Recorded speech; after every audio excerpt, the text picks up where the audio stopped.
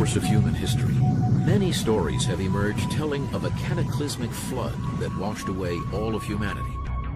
The most famous of these tales is that of Noah and the flood. But did it really happen? And can science produce the evidence to prove it? T-minus 10, 9, go for launch. 7, 6, 5, like 4, 3, 2, 1. Wave engine start, ignition, and liftoff. Liftoff of a Boeing Delta II rocket carrying the DigitalVault QuickBird spacecraft, the world's highest resolution commercial imaging satellite.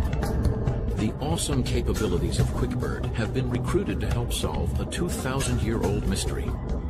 Part of its mission plan includes a flyover of Mount Ararat in northeastern Turkey, said by many to be the final resting place of Noah's Ark. Third stage ignition. We confirmed spin up on the video. Looks like we had a nice clean separation. It is hoped that the satellite imagery generated will reveal, once and for all, the secrets concealed on the mountain's slippery slopes.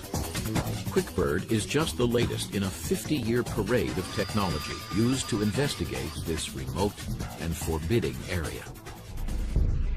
On June 17th and 18th, 1949, a headquarters United States Air Force Europe plane was flying a classified reconnaissance mission parallel to Mount Ararat, Turkey, at about 14,000 feet. And in this mission, they imaged a huge anomaly that was sticking up and protruding up out of the ice. It was very rectangular, quite large, and there appears to be dark spots, symmetrical dark spots on this anomaly, which could very well just be caves, or then again, it could be something more interesting. The 1949 photos were taken in the early days of the Cold War.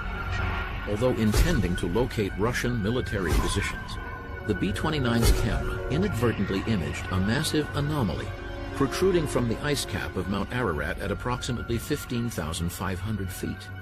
There have been persistent whispers throughout Washington about the CIA developing a thick case file on the so-called Ararat anomaly. Over the next 20 years, more photographs of the anomaly were taken by plane and satellite. All were classified top secret, and yet the agency has never officially acknowledged the existence of the anomaly. Mount Ararat is located in the easternmost extent of Turkey, just adjacent to Azerbaijan, Armenia, and Iran. Geostrategically speaking, this is a bad neighborhood. You've got the former Soviet Union just 12 miles away, and you've got Iran about 19 miles away. So essentially, Mount Ararat's been a restricted military zone for the last 50 years. Mount Ararat itself, however, is somewhere about 17,000 feet, so it's a very imposing mountain, very large, and in fact may be one of the largest mountains in terms of volume, one of the largest mountains on Earth. Because of the elevation of the mountain, there are all kinds of variations in the climate as you go up. And most of the year, there is snow cover and many ice layers. So from year to year, you form an ice layer and then another layer. And so some of the ice is made of many layers from many years of snowfall. You notice that there's a lot of clouds in the area. That's a fairly permanent feature. The climate on Mount Ararat is extremely difficult to work around, and that has been another feature that has prevented a lot of large-scale expeditions from reaching this area. Despite the brutal conditions, some people have risked their lives to determine what might be on the mountain.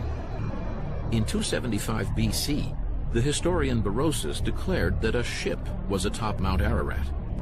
Even the well-traveled Marco Polo claimed to have seen Noah's Ark there in the 13th century. Many others followed in their footsteps.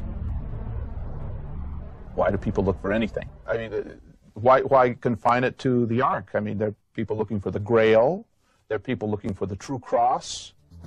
People would love to have something tangible they could put their hands up. And if you could find pieces of the boat, and it was sure enough in Turkey on Mount Ararat, then this seemed to be proved beyond any reasonable doubt that the story took place. And if the story took place, it accurately reflects the Word of God. If we could only nail down, as it were, where the Ark is, then we will surely know that the biblical text is a real piece of history. The first known modern Ark hunter was a German professor, Dr. Friedrich Perrott. In 1829, he visited a monastery at Ekmiadzin at the base of Mount Ararat. He claimed the monks showed him wood, manuscripts, and artifacts taken from Noah's Ark.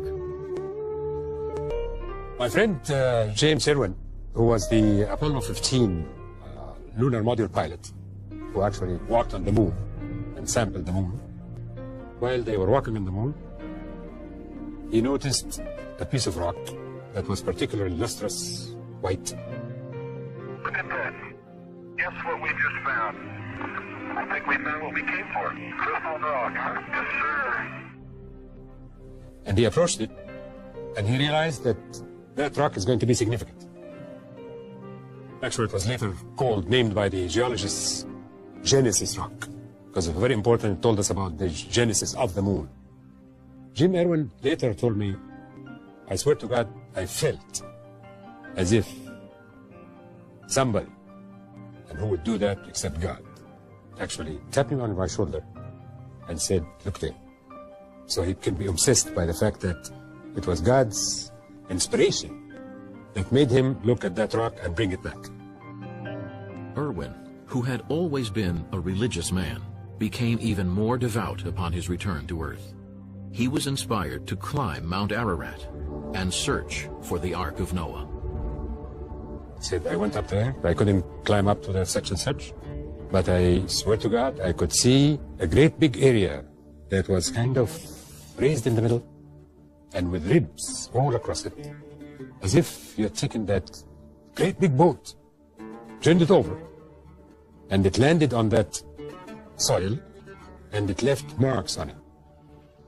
And then he started a second campaign to go and climb up to be able to reach this place. And unfortunately, he fell during that second time, and he finally died of his wounds. So there are people that believe so hard in this notion, and he was one of them that was moved to go there and prove it, and he lost his life. I'm not out to vindicate or prove or disprove anything about the validity or invalidity of the Noah story. What fascinates and intrigues me has been that our intelligence community has had a high interest in this particular anomaly because it simply is so intriguing. What is the Ararat anomaly? A natural rock formation? A crashed aircraft? An ancient fort? Or is it, as some people believe, the remains of an ancient vessel? Could it possibly be a portion of the original Ark? Or will 21st century technology prove otherwise?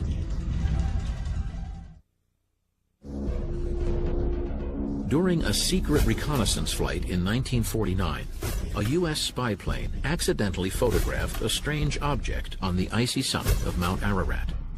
These photographs of the so-called Ararat anomaly were immediately designated top secret. For years, law professor Portia Taylor struggled to get these incredible photos declassified.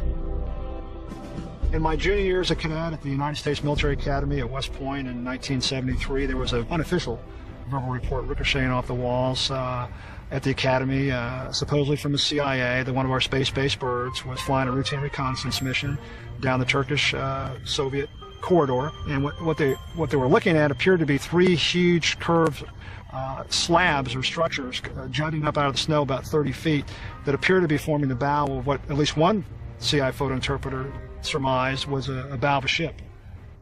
This report, far more rumor than fact, initiated a lengthy and arduous quest to uncover the true nature of the Ararat anomaly. My past conversations with intelligence officials, both on and off the record, has been very fascinating, very forthright, and very intriguing. The Defense Intelligence Agency released to me, pursuant to my Freedom of Information Act request back in 1995, 5 images, photo frame 2, photo frame 4, 5, 6, and 23 from this particular mission. Dr. Fruko Baz is one of the most distinguished geologists in the world. He's at Boston University. He directs their very prestigious remote sensing center, and he was gracious to join my project. In a sense, I specifically asked him to come on board to be an independent and dispassionate imagery analyst. The Air Force photographs were the least effective. They were taken from a distance, obliquely, from an angle. And the resolution would vary a great deal from when you look at something that was as close to the aircraft to something that was very far from the aircraft. So there was no real consistency in these pictures, and one taken from that side and one taken from that side, and they were not taken at the same time with the sun, and we didn't even know what time of day it was taken, so we couldn't really figure out the shadows exactly, and they were the least defendable, so to speak. Unable to determine anything definite from the 1949 photos, arrangements were made with Space Imaging, a Denver-based company, to photograph the Ararat anomaly from their IKONOS satellite, the world's first 1-meter high-resolution commercial satellite. At this resolution, airports, entire city blocks, even the pyramids can be imaged with great clarity. So satellite imagery allows you to look at broad expanses of territory at one time and to try to understand the spatial nature, the spatial relationships between these objects. It also gives you the opportunity to disseminate the results of this, to spread the imagery around a lot of people so you have a lot of different eyes looking at it, a lot of different researchers can give their opinions on it, whereas expeditions tend to be very centrally focused around one or two individuals. Until IKONOS was launched, no satellite had the technological capability of imaging an exact spot on Mount Ararat.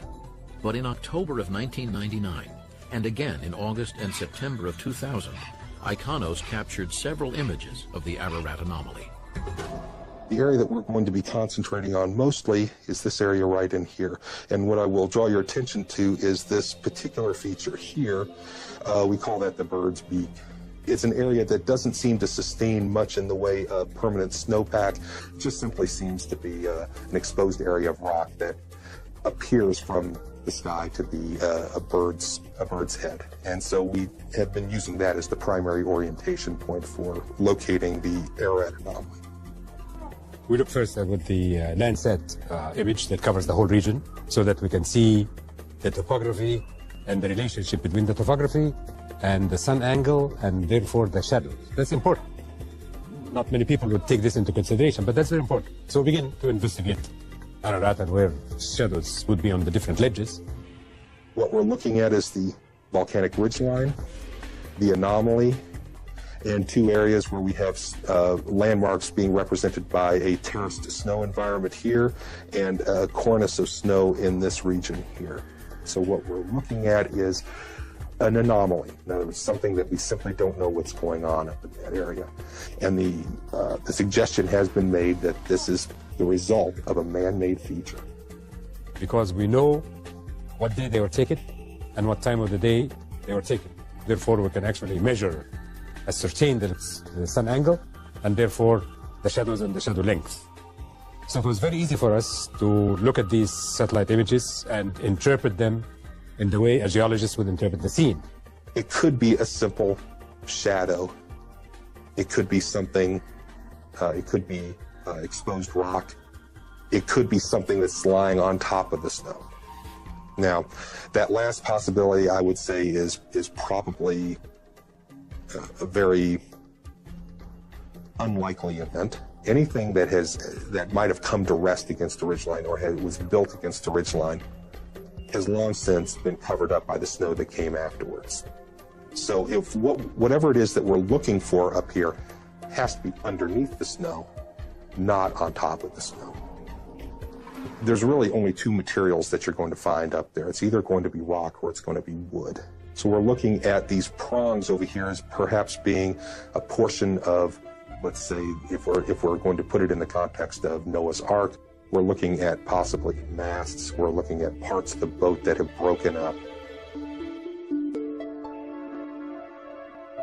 What we're looking at are effects of shadows over rock ledges and shadows of ice banks. No question in my mind. My initial read, if somebody were to put a gun to my head and say, you will make a decision right now as to what that is, I have to say that it's probably natural in origin. We're looking at the subtle interplay between the blowing snow, sunlight angles, clouds, the roughness of the rock, and so forth. It may be there. I don't know that it's not there. All I know is the fact that from the pictures that we looked at, this is not it. Since 1991, for security reasons, all access to Mount Ararat has been closed off by the Turkish government. Efforts to determine what secrets are hidden on the mountain will now demand more advanced technology. For centuries, religious faith took precedence over science where the Ark was concerned. It was thought by many that the biblical narrative was a credible historical document of a real event. But this ancient tablet, discovered in the 19th century, offers compelling evidence to challenge that belief. Evidence suggesting that the story of Noah and the flood was not the original, that it had been inspired by another, much older tale. The Noah story contains all of the best elements in folklore. A threat to humanity, a sense of precariousness of life, the danger and possibility of interacting with the numinous, with the divine. The biblical tale of evil, retribution, survival, and rebirth has become a crucial part of the sacred history of Western civilization. Those that believe in its literal truth consider it to be the true account of how nearly all life on earth was destroyed. The story of Noah and the flood is powerful but short, spanning only chapters 6 through 9 in the book of Genesis. The singular biblical God is provoked to do something about humanity because the nature of humanity is inclined toward evil. And if we had any doubt about that, just read up to chapter 8. It follows shortly on the heels of two equally famous, perhaps, stories. One, the story of Adam and Eve in the garden, and then of their sons, Cain and Abel, and of course the fratricide in which Cain slays Abel. There's something wrong. There's something deeply wrong in the human condition.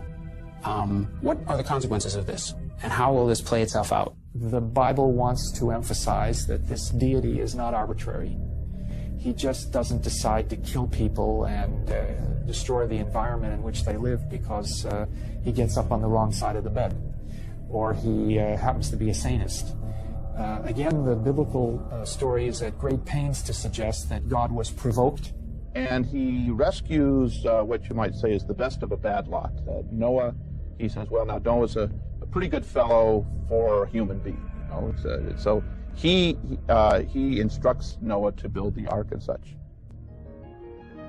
Over time, countless artists have been inspired to visualize Noah's imposing vessel. Perhaps the most vivid were created by a German named Kircher. His drawings, made in 1675, are so detailed, so specific, it's almost as if he'd been there to witness the launch. Once the ark was completed, Noah brought inside pairs of every animal. What's at stake here is human life and animal life, and the object which will maintain one of those things is, of course, the boat. So you have these two major figures, a boat and all of life. The dramatic moment is humanity hanging in the balance. Will humanity live or will it die? When the flood starts, the windows in the heavens open up and the waters pour through. That's one powerful image that really comes through the abstractness of the whole thing to give you a sense of the horror of it. The Bible declares that all living flesh died that moved upon the earth. Only Noah and those with him in the ark remained. Eventually, the ship came to rest upon the mountains of Ararat. Noah sent forth first a raven, then a dove to seek dry land. The dove returned with an olive branch, a sign that the waters had receded. Noah and his family stepped out to greet a brave new world. The story of Noah and the flood is certainly compelling, but is it true? Where, when, and how did it originate? Even at its time, it was a cultural icon. Even before the first biblical writer set pen on paper and began to write the story in the biblical version, it was already century upon century old. The pieces of the oral tradition are, if you want, kind of mosaics that can be assembled in different ways. And the Israelite culture will have received from other Near Eastern peoples, and which it finally then crafted, if you want, shaped the mosaics into new configurations within its own tradition. So then how did people communicate? They must have clearly communicated by talking to one another, and there must have been elders, as indeed there are indications in the Bible, who served as the storytellers and whose political and social prominence was in part due to the fact that they were the custodians of the traditions of their community. Early Bible stories were passed from generation to generation for thousands of years before being written down sometime after 1200 BC.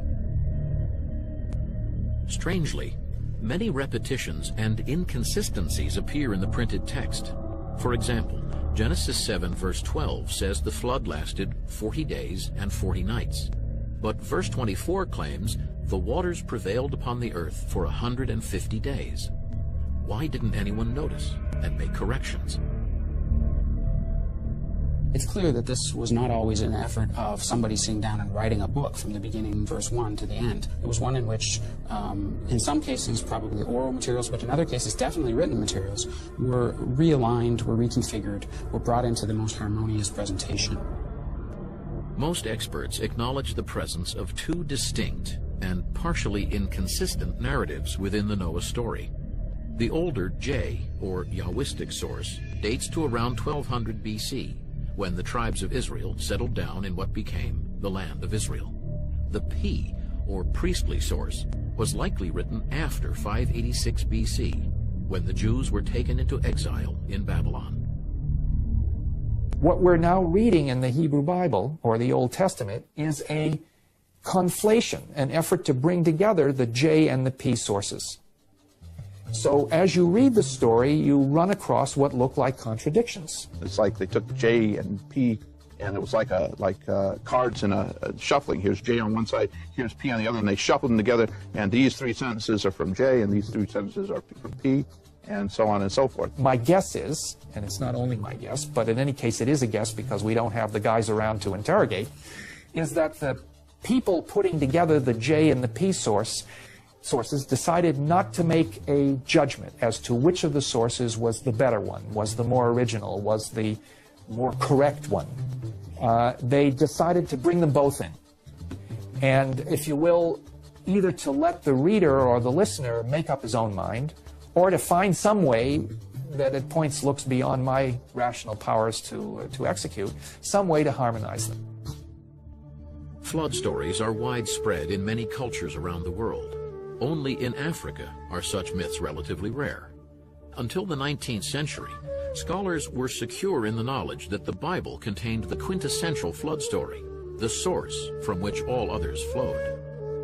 But in 1853, an astonishing discovery caused experts to contemplate that everything they knew was wrong. In the ruins of the Royal Library at Nineveh, in modern-day Iraq, some 25,000 fragments of ancient Babylonian tablets were unearthed. They dated to about 1700 BC, at least 500 years before the Old Testament was written. The tablets were inscribed with a form of writing known as cuneiform. Cuneiform means triangle-shaped, essentially, and it's the word that we use to describe the writing, which was predominantly used on clay tablets, impressed by a reed stylus. And the name is chosen because the individual elements of each of the signs looks like a triangle with a tail. In 1872, George Smith, a researcher at the British Museum, was laboriously putting together jigsaw-like pieces of the Babylonian tablets found at Nineveh.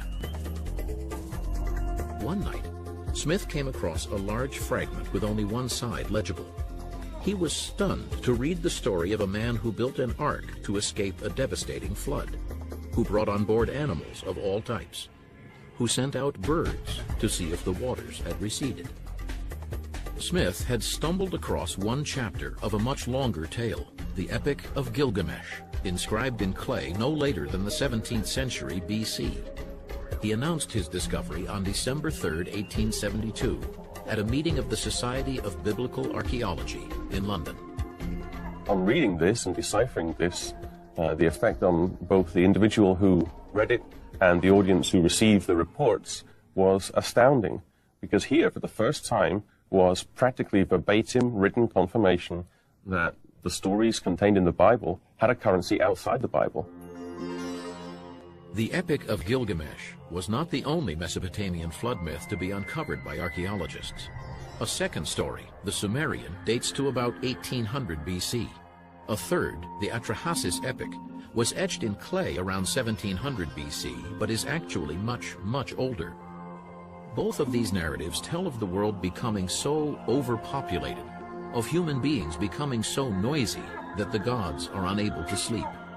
In order to stop the noise, mankind must be destroyed. If you read the story as you read it, the passages in Gilgamesh, and you didn't tell people where they come from, you'd say, this is from the Bible. It sounds almost the same. It's very, very striking. In many ways, these Mesopotamian stories are very closely related to the biblical, not only in the general notion of a flood, but in some of the particular details. There is a Noah figure. He gathers his family and goes onto an ark. He's on the ark for a period of time while the rest of the world, human world, drowns. The ark comes to rest on a mountain. There are some pretty startling points of comparison between the two, which suggest that they must have commonalities that are not accidental but share either a dependency or a third tradition that may have informed both. The similarities are so close in terms of the general structure, the episodic structure, the fact that, for example, the birds are sent out to look for land. This occurs in both the biblical narrative and the cuneiform narrative. It's impossible to me to conceive of a situation in which these two stories arose independently. Now this raises a couple of additional questions. Who had it first, Mesopotamia or the biblical world? What's very clear about these stories from Mesopotamia, especially Atrahasis, is that they can be dated very accurately or relatively accurately, at least in a couple of their versions, to the early 2nd millennium BC. So there's very little doubt that the Mesopotamian literary tradition, which includes these flood narratives, is much older than the Hebrew one. Here we have the smoking gun. Here we have discovered, with the Mesopotamian material, a story which we now know is far, far older than the biblical version. Flood stories hundreds, if not thousands of years older than the Bible? How is this possible? There was no doubt that these stories are moving around in actual tangible tablets. And so no doubt these Canaanite peoples and later the Israelite peoples were aware of the stories as good stories, as stories that dealt with fundamental problems. The other possibility for Genesis is that this was a story that came into the Genesis traditions during the exile, when the Jews were living in Babylonia, and there were certainly people among them who were very familiar with cuneiform culture. The existence of not one, but 4 flood myths in Mesopotamia caused many experts to believe that there must have been a real flood on which the stories were based.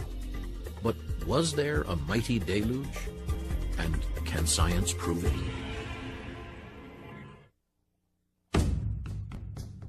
Down through the centuries, many people have sought to find the missing link between the Bible and history.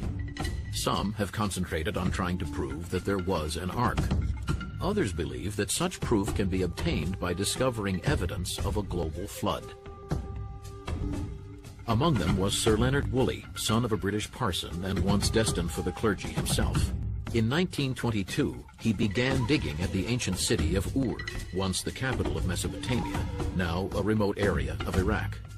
In 1929, Woolley made an unexpected discovery.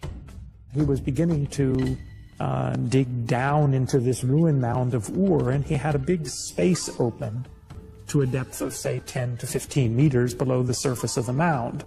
And with that kind of open space, he saw it as a perfect opportunity to investigate the earlier phases of Ur's history. And he went down through various periods of occupation and eventually came on this very thick layer of sterile soil. Nothing in it. No remains of human habitation.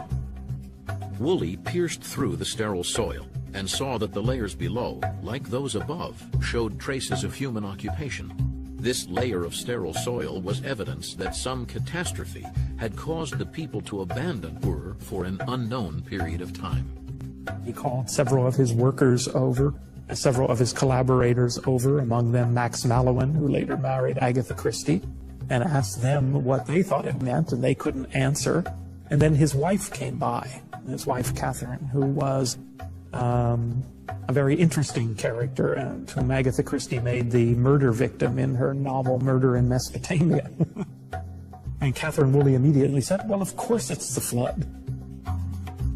Being a master of public relations, Woolley immediately informed the Times of London. Word spread quickly of new evidence proving the existence of Noah's flood. Woolley returned to England an instant celebrity.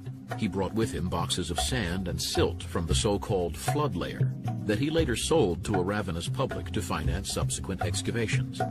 Woolley was widely praised for the significance of his discovery. I don't think it stayed for a very long period of time, and in fact I'm not convinced that Woolley really believed it himself, but being a consummate PR artist, and Woolley was that in a way that no other person working in the field at that time was, he used it to get the public hooked once again on Ur excavations. It would seem that at the most he had discovered a local flood, a flood in the area, but not some piece of a worldwide cataclysm, as the biblical and Mesopotamian stories indicate.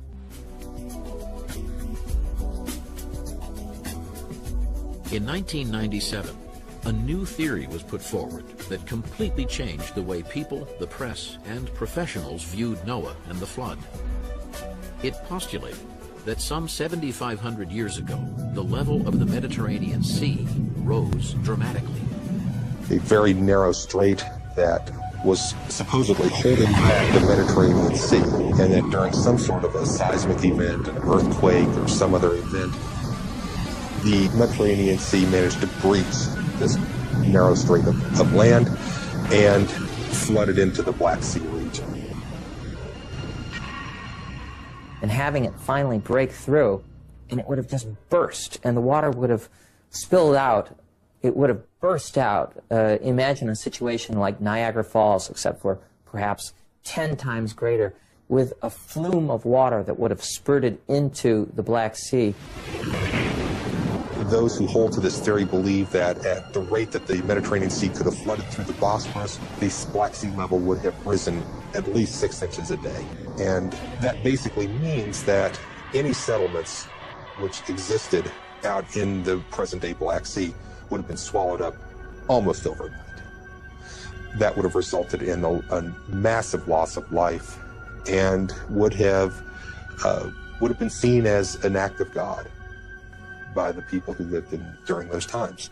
It would have dramatically affected the ecology of the area, because it's quite clear from this shift that there was a change from a freshwater lake to a saltwater ecology all the way around, and that would have disturbed everything.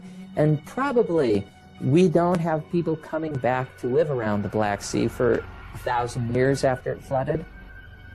So whether it was a slow flood or a quick flood, the important point is that it changed the way people lived around the Black Sea. It was further theorized that survivors of the Black Sea flood moved north and west into what is now Europe, east toward China, and south into Mesopotamia, bringing memories of a devastating deluge with them. If indeed the Black Sea flooded cataclysmically, as they had proposed, then there should be a submerged landscape down there. And with robotics, we realized, wow, we can go down and look at that area. And what we found was something really incredible. We found a beach line.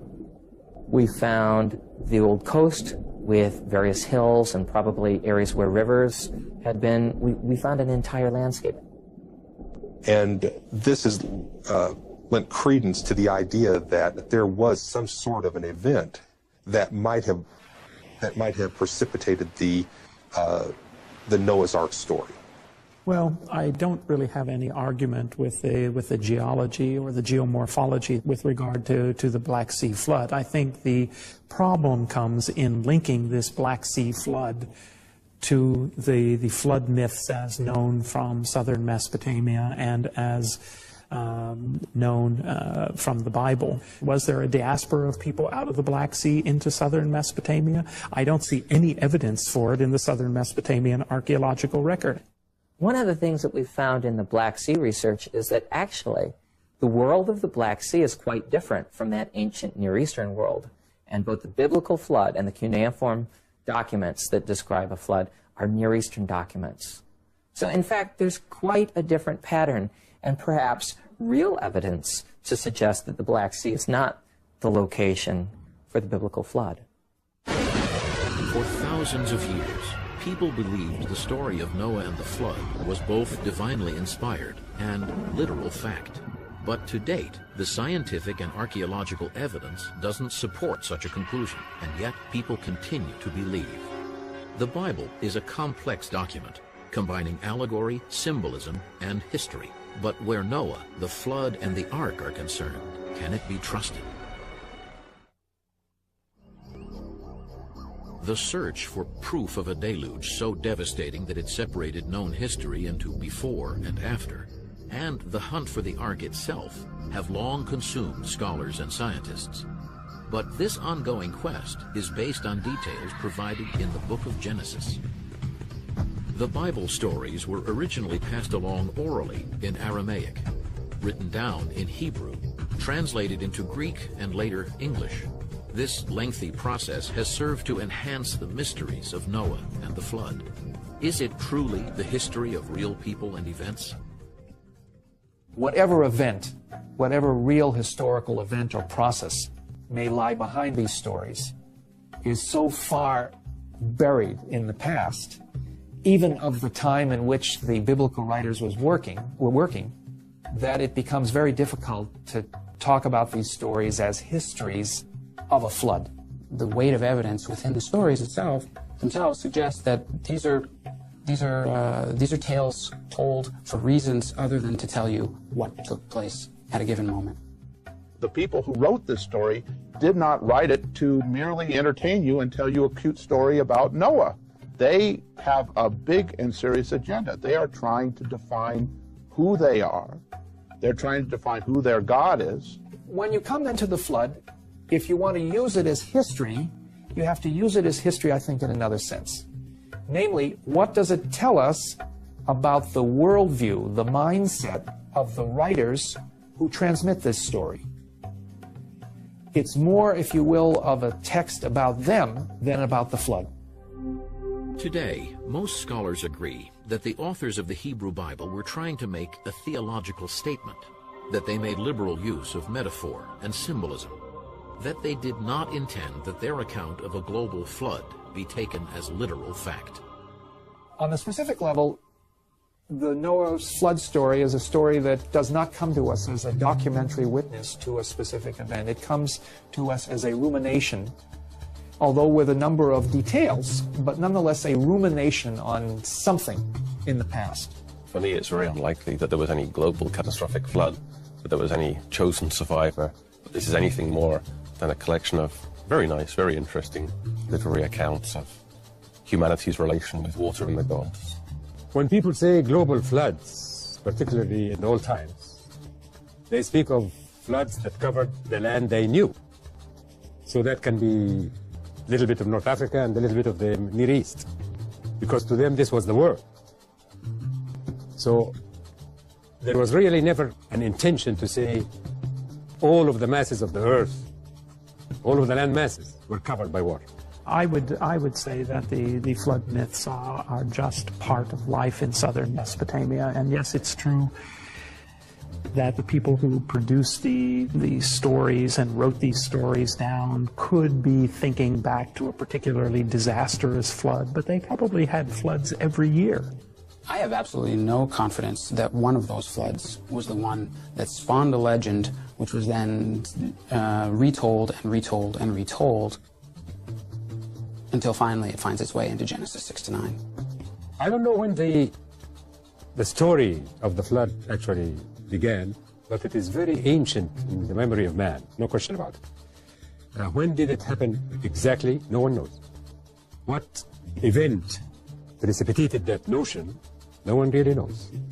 There are people that suggest certain things, but none of them are really provable. Such is the power of the Noah story that shortly after it was put to paper, people were already searching for the ark. Where to look? The biblical account speaks of the mountain or mountainous area on which Noah's ark comes to rest as Ararat. In fact, the Old Testament does not name a specific mountain. It is usually translated from the original Hebrew as the mountains of Ararat, a range, not a single mountain. Ararat is like the Rockies or the Sierra Nevada, or the Appalachians. It tells you something, but it's not exactly what you would call a sure guide to tell you where the darn thing landed. There was never anywhere written that Mount Ararat is where Noah's Ark landed. It was just perceived this way because it's a very high peak. It's the only peak around it. The rest of the land is featureless. And here is this enormous, very well preserved peak. And if the land around this whole region was flooded, then the peak will peek through, so to speak. I have no quarrel with people who want to go and search for the ark. I'm supremely confident that they won't find it. The instinct is always there. You want to reach out and touch something that you would hope is a connection to that world which by its very nature is so remote from us. So I think it's a natural tendency. It's just that sometimes our zealousness to pursue the ancient past gets in our way of actually finding it. But after many millennia, there exists no conclusive proof of a global flood, or of the location, even the existence, of Noah's Ark. Despite its advanced technology, the 1999 ICONOS photographs of the Ararat anomaly were inconclusive. Experts studying the images were divided as to its true nature. We have engine start, ignition, and liftoff. Satellites like QuickBird, with its staggering half-meter resolution, may one day help reveal the truth about the Ararat anomaly. But will the story of Noah and the flood ever give up all its secrets?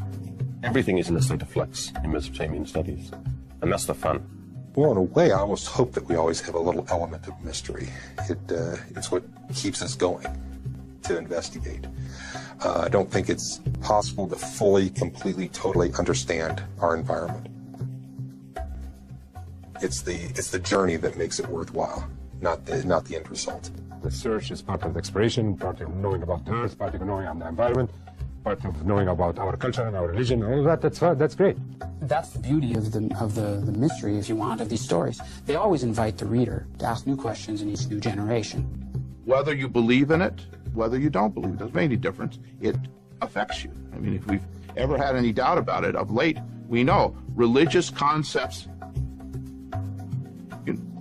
motivate great acts, good and evil, all over the world. I don't think that we get to the point where we say we absolutely know what it was like in the past. We always leave a little door open for a new discovery. I hasten to say, God only knows.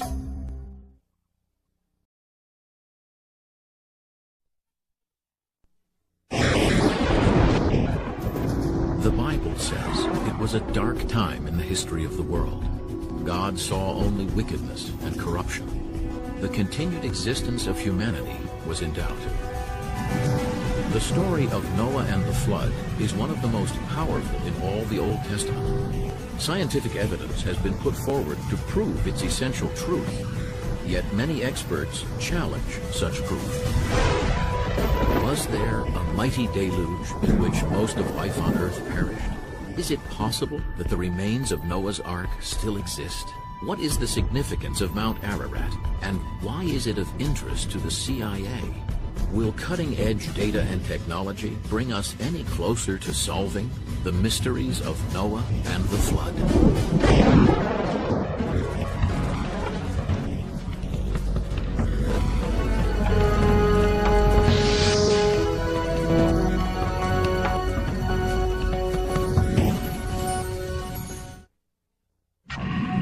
Throughout the course of human history, many stories have emerged telling of a cataclysmic flood that washed away all of humanity.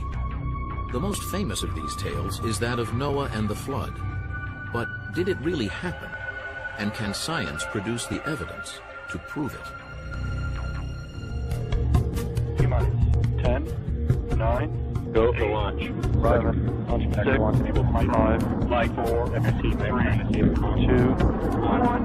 Wave engine start, ignition, and liftoff. Liftoff of a Boeing Delta II rocket carrying the Digivolve QuickBird spacecraft, the world's highest resolution commercial imaging satellite. The awesome